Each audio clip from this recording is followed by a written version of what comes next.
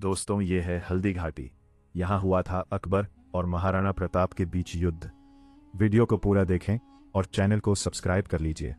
मेवाड़ का सिंह और स्वाभिमान की अग्नि, इतिहास के पन्नों पर वक्त की धूल अक्सर कई साम्राज्यों और उनके राजाओं को लील जाती है। समय का पहिया उन लोगों को भुला देता है जिन्होंने महलों के सुख के लिए अपनी आत्मा का सौदा कर लिया।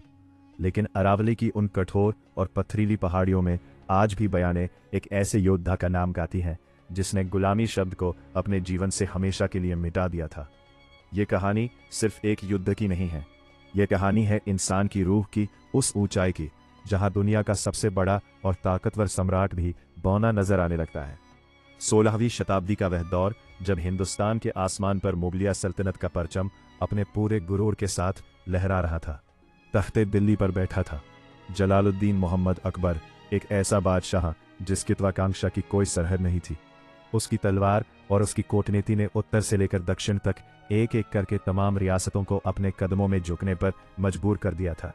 लेकिन इस विशाल मुगलिया समुद्र के बीच एक पहाड़ ऐसा था जो सीना ताने खड़ा था। वह पहाड़ था मेवाड़, और उस पहाड़ की सबसे ऊंची चोटी का नाम था महाराणा प्रताप। प्रताप कोई साधारण इंसान नहीं थे, वे उस धरती के अंश थे जहां बप्पा रावल और राणा सांगा जैसे शूरवीरों ने जन्म लिया था। मेवाड़ की मिट्टी में समर्पण का नहीं बल्कि बलिदान का बीज बोया जाता था। जब प्रताप ने मेवाड़ की गद्दी संभाली तब उनके पास विरासत में सोने चांदी से भरे खजाने नहीं थे, बल्कि उनके हिस्से में आई थी कांटों से भरी एक गद्दी चित्तौड़गढ़, जो मेवाड़ का हृदय था।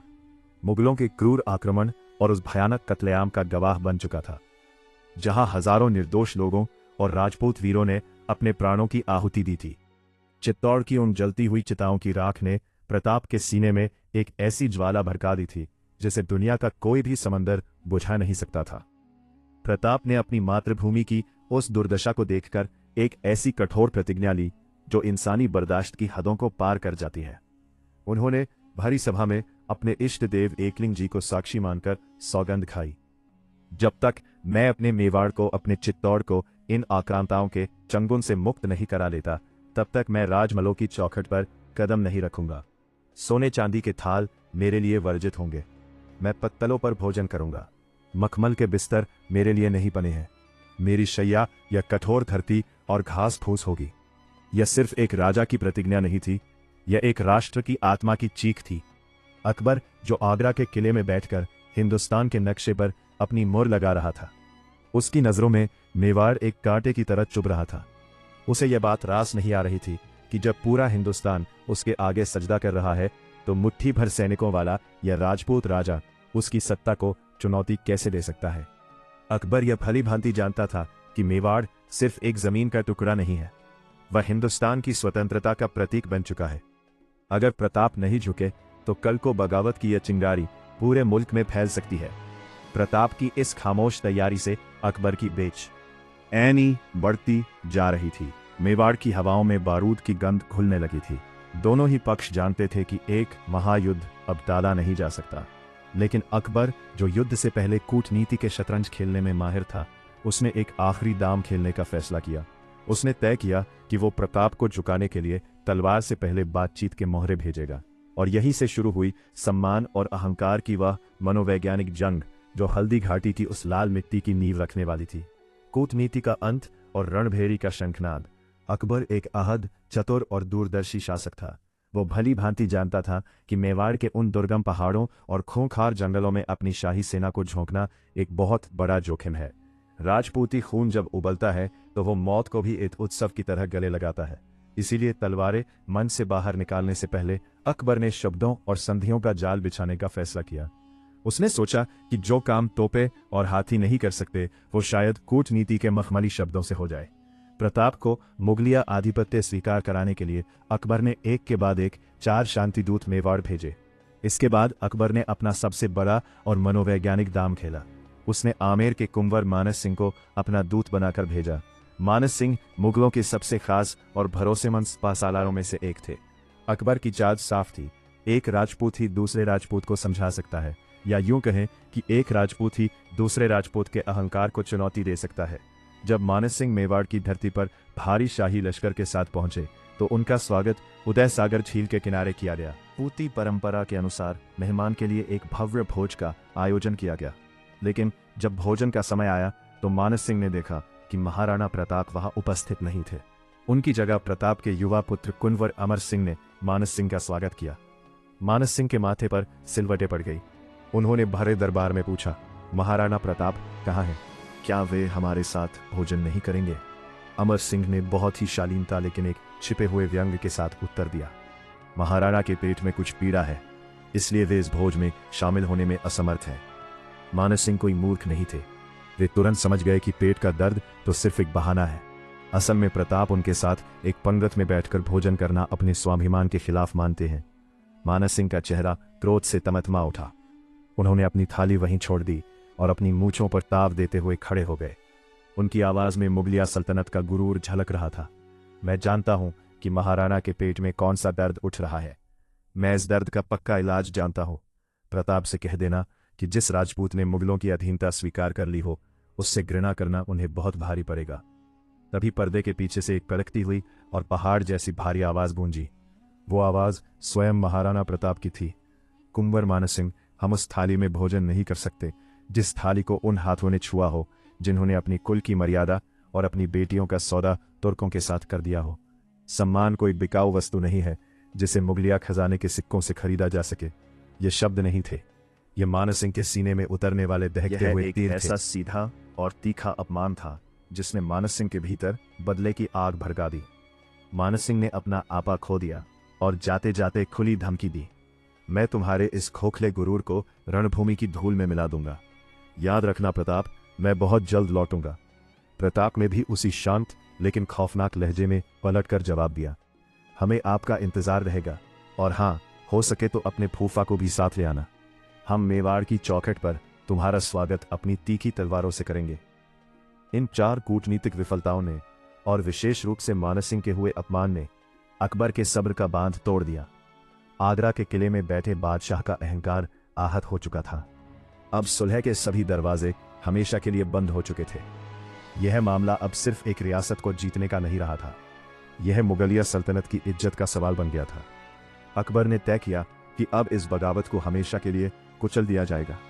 अकबर ने युद्ध का ऐलान कर दिया और इस ऐतिहासिक महासंग्राम का मुख्य सेनापति किसी और को नहीं बल्कि उसी मानस सिंह को बनाया जिसकी आंखों में प्रताप से बदला लेने की खून की प्यास तैर रही थी। यह अकबर की एक और सोची समझी चाल थी, राजपूत की तलवार से ही राजपूत का सिर काटना। मानस सिंह के नेतृत्व में मुगलों की एक विशाल और अजय मानी जाने वाली सेना ने अजमेर से मेवाड़ की ओर कूच किया। इस सेना में हजारों खूंखार घुड़सवार, पैदल सैनिक, तोपखाने और जंगी हाथी शामिल थे।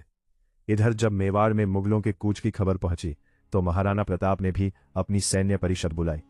उनके पास मुगलों की विशाल सेना के मुकाबले केवल कुछ हजार सैनिक ही थे, लेकिन उन सैनिकों की आंखों में खौफ नहीं, अपनी मातृभूमि पर मर मिटने का जुनून था। प्रताप जानते थे कि खुले मैदान में मुगलों की भारी तोपों और हाथियों का सामना करना आत्महत्या होगी, इसलिए उन्होंने अपनी सबसे बड़ी ताकत अरावली के पहाड़ों को ही अपना हथियार बनाने का फैसला किया। प्रताप ने युद्ध के लिए एक ऐसी जगह चुनी जो मुगलों के लिए एक मौत का जाल साबित होने वाली थी। वह जगह थी हल्दी घाटी।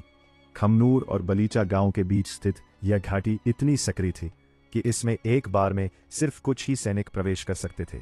यहाँ मुगलों की तोपें और विशाल सेना पूरी तरह से बेकार होने वाली थी। प्रताप के भील धनुर्धर पहाड़ों की चोटियों पर छिपकर बैठ गए और उनकी छोटी लेकिन खूंखार राजपूत सेना घाटी के मुहाने पर मुगलों के खून की प्यासी होकर खड़ी हो गई। तपती हुई सुबह आसमान से आग बरस रही थी और हल्दी घाटी की वह पीली मिट्टी जल्दी ही लाल होने वाली थी। यह मुट्ठी भर राजपूतों का एक आसान शिकार होगा, लेकिन वे अपने गुरूर में यह भूल गए थे कि वे एक साधारण जंगल में नहीं बल्कि मौत की मांग में घुस रहे हैं। जैसे ही मुगल सेना की अग्रिम पंक्ति घाटी के बीचों बीच पहुंची, पहाड़ों की चोटियों पर एक अजीब सी खामोशी छा गई और फिर हर हर महादेव के गगनभेदी जय घोष ने उस खामोशी के चीथड़े उड़ा दिए।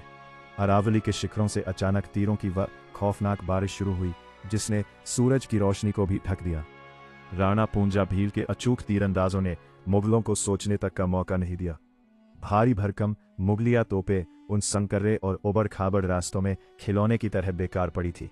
मुगलों के सीने तीरों से छलनी हो रहे थे, घाटी में मौत का खौफनाक तांडव शुरू हो गया।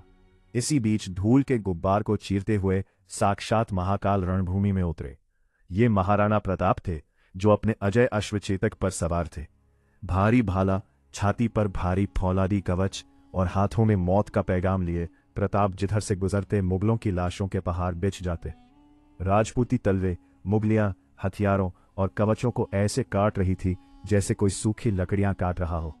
प्रताप की सेना में सिर्फ राजपूत ही नहीं थे, बल्कि उनके सेनापति हाकिम खान सुअर अपनी अफगानी टुकड़ी के साथ मुगलों पर कहर बनकर टूट रहे थे। हाकिम खान सुअर की तलवार ने साबित कर दिया था कि यह जंग किसी धर्म की नहीं, बल्कि एक साम्राज्य के अहंकार और एक मातृभूमि के स्वाभिमान की थी। युद्ध अपने सबसे भयंकर मोड़ पर था।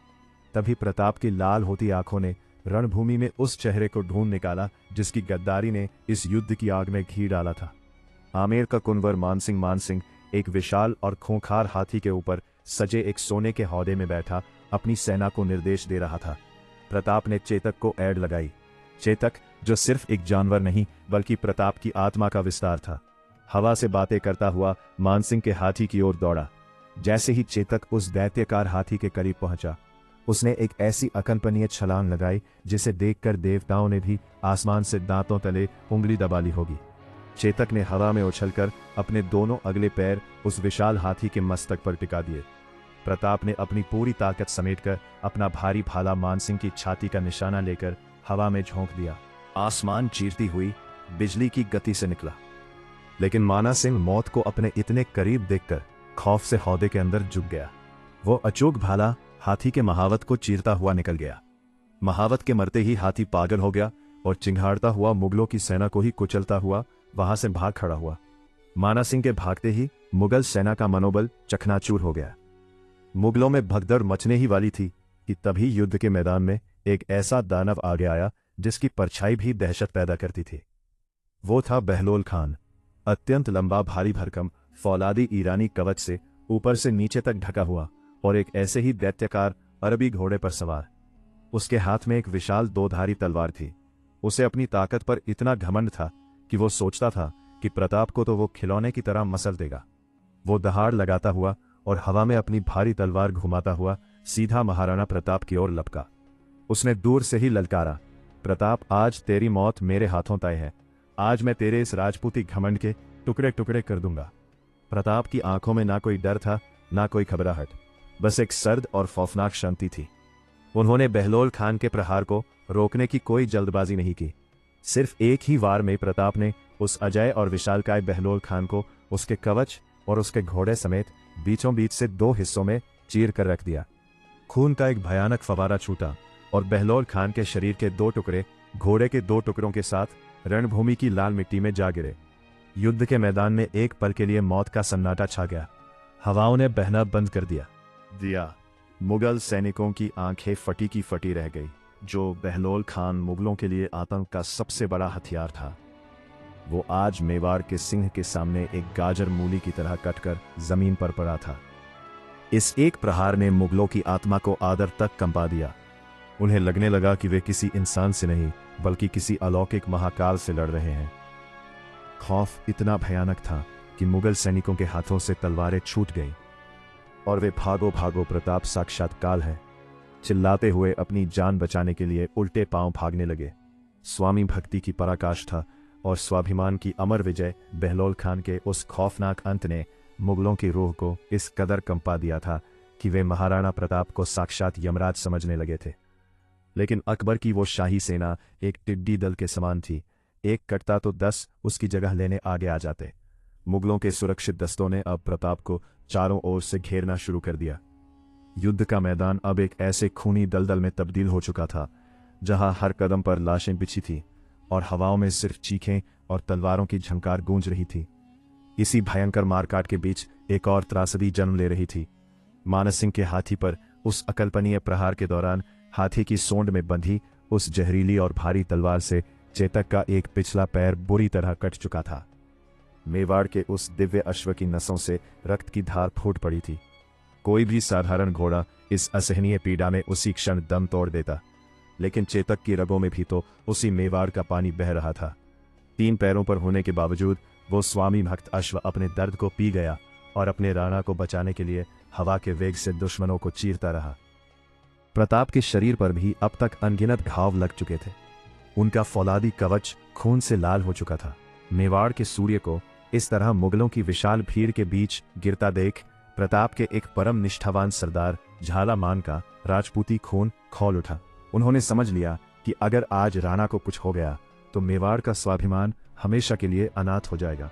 अपनी जान की परवाह किए बिना झालामान दुश्मनों की भीड़ को चीरते हुए साक्षात काल की तरह राणा के पास पहुंचे।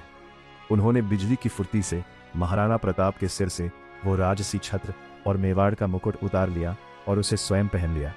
महाराणा, इस मातृभूमि को आपकी आवश्यकता है। मेरे जैसे हजार झाला इस मिट्टी पर कुर्बान हो सकते हैं, लेकिन मेवाड़ का यह सूर्य आज अस्त नहीं होना चाहिए। झालामान ने गरजते हुए कहा और राणा को रणभूमि से बाहर निकलने का आग्रह किया। राजसी छत्र देखते ही मुगलों की पूरी फौज ने झालामान को ही महाराणा प्रताप समझ लिया और भूखे भेड़ियों की तरह उन पर टूट पड़ी। झालामान हंसते हंसते तलवारें चलाते हुए मुगलों के बीच घुस गए और अपने प्राणों की आहुति देकर बलिदान की एक ऐसी मिसाल कायम की जिसे सदियां कभी भुला नहीं पाएंगी। उधर चेतक समझ चुका था कि उसके स्वामी की जान खतरे में है। वो 3 पैरों पर ही रणभूमि से बाहर की ओर दौड़ पड़ा। पीछे 2 मुगल सरदार जानलेवा गति से उनका पीछा कर रहे थे। अरावली की उन पथरीली और उबड़ खाबड़ पहाड़ियों को पार करता हुआ चेतक आगे बढ़ रहा था कि अचानक रास्ते में एक बहुत चौड़ा बरसाती नाला आ गया। नाले में पानी का तेज बहाव था। एक बिल्कुल स्वस्थ और ताकतवर घोड़े के लिए भी इतनी बड़ी छलांग लगाना लगभग असंभव था। मुगलों के घोड़ों ने न आले के पास आकर अपने कदम रोक दिए, लेकिन वह चेतक था। उसने पीछे मुड़कर नहीं देखा। उसने अपने स्वामी की जान बचाने के लिए अपनी बची हुई आखिरी सांस, अपनी नसों का आखिरी कतरा और अपनी आत्मा की पूरी शक्ति बटोरी और एक ऐसी अविश्वसनीय छलांग लगाई जिसने गुरुत्वाकर्षण के हर नियम को धता बता दिया। हवा में तैरता हुआ वो दिव्य अश्व उस चौड़े नाले के पार जा गिरा। मुगलों की फटी आंखें बस उस चमत्कार को देखती रह गईं। नाला पार करते ही चेतक निढाल होकर जमीन पर गिर पड़ा। उसकी सांसें उखड़ने लगी थी। महाराणा प्रताप ने तुरंत नीचे उतरकर अपने उस मूक लेकिन सबसे सच्चे साथी का सिर अपनी गोद में रख लिया। मेवाड़ का वो फौलादी शेर जो दुनिया की किसी भी ताकत के आगे नहीं रोया, आज एक बच्चे की तरह फूट फूट कर रो रहा था। चेतक ने अपनी दर्द भरी आंखों से अपने स्वामी को आखिरी बार देखा, मानो कह रहा हो कि मैंने अपना फर्ज निभा दिया।